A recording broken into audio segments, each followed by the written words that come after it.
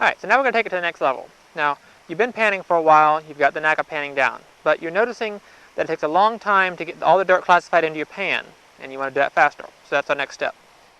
You can use this. This is a nice tool, but it's a little on the slow side when you're doing it into a pan because you can't really work enough dirt through it at a time. You do 3 or 4 of these, then you go back to panning, and you go back to this, and so on. So it's going to help you if you can do a lot of this at once, and then do all your panning at once. It'll be more efficient. So take a 5-gallon bucket. This is designed to fit inside of it, like that. We're going to fill the bucket up with water, all the way up to the top. Set it down someplace pretty level. Now, we're going to scoop our classified material into there. So, we're going to take a shovel and scoop up dirt. Now, the problem with the shovel is a lot of times when you're walking in creeks, the dirt's kind of compacted. And so these 3-fingered garden tines really work great because you go through and you scoop up the rocks, it moves the biggest ones out of the way, and that leaves you the smaller dirt, which you can easily scoop up with your scoop or your shovel. Just scoop these after. Someplace where you're not going to dig right away, otherwise you have to move them again. Alright, so now it's softer, and you can more easily get a shovel full of dirt.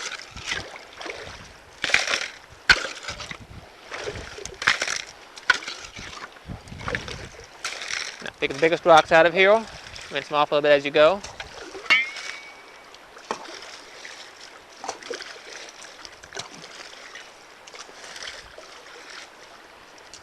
Now, everything else will be fine in here. Now you lay these down, you twist this back and forth,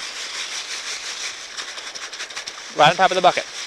You want to do several different kinds of motion here, because if you just twist like this, you're going to wind up with the center really clean, but along the outside edge you'll have a line of small dirt that hasn't been classified properly. You want to make sure that drops underneath the other rocks. So shake it like that, back and forth a little bit, just kind of like when you're panning. And when you're done, you pick it up, scrape through just like you did before, looking for those elusive big gold nuggets, and then toss. And you continue doing that until this bucket is full. It's probably going to take about a half an hour to an hour to classify up enough material to fill this bucket, depending on where you're digging, the kind of rocks you're walking in, and so on. Now, this bucket's a pretty good system, but there's another way that's actually quite cheaper, and I think it works a little bit faster. And that's what this is here. And this is just an ordinary tub, and this is a piece of the mesh that they use behind tile. And they put it behind bathtubs. They nail this up to the 2x4s, and then they spread grout and concrete on this, and they put tile up against that. It's used for a variety of applications like that. You can take this, it's pretty cheap, just lay it over whatever container you have that's about this size.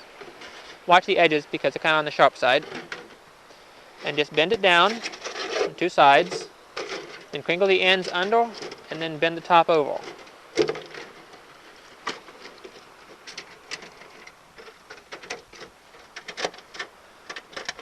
That. Now on the other end.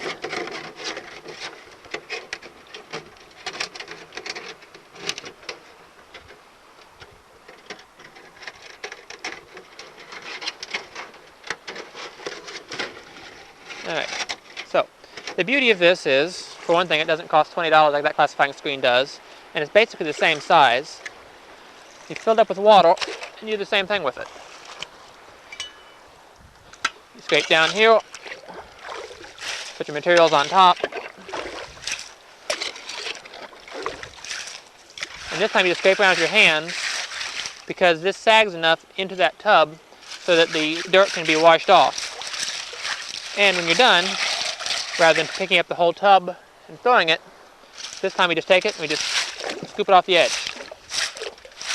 Of course, we're looking for gold as we go, but we can see it because we're only going like one layer at a time. And if you have more than one person, then you can make it more efficient by having one person dig and having the other person scrape it down with their hands, check it, and throw it away. And then you walk until you get that full, and then you run your pan. And those are the 2 simplest ways of classifying on a budget.